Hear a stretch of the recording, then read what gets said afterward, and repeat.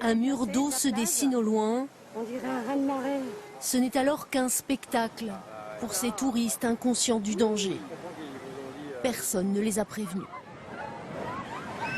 Les vagues arrivent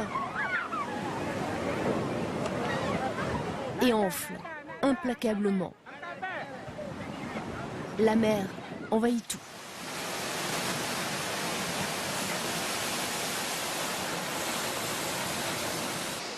Ce 26 décembre 2004 à 7h58, un tremblement de terre d'une magnitude de 9 sur l'échelle de Richter secoue les fonds marins.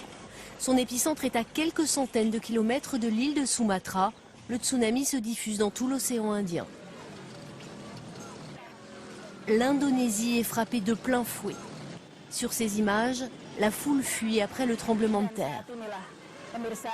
Quand soudain, une masse d'eau et de débris déferle dans la ville d'Aceh.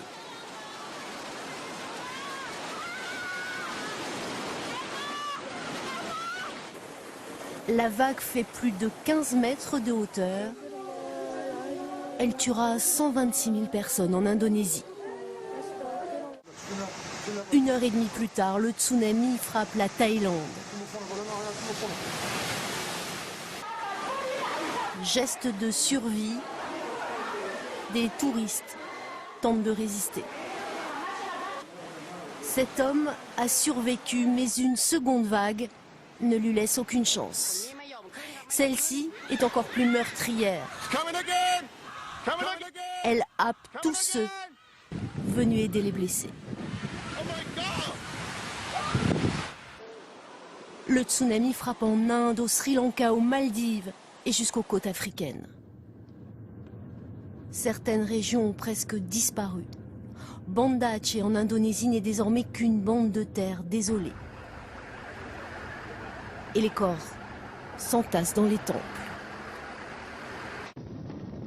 Le lendemain, à Phuket, en Thaïlande, l'océan s'est retiré.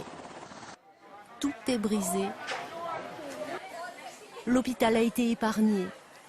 Les blessés attendent à côté des morts. Dans la cave, des hommes fabriquent à la chaîne des cercueils. Les jours passent et les épidémies guettent.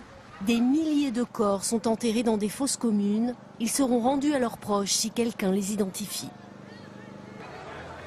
En ville, sur des panneaux, des listes de noms et les photos des disparus.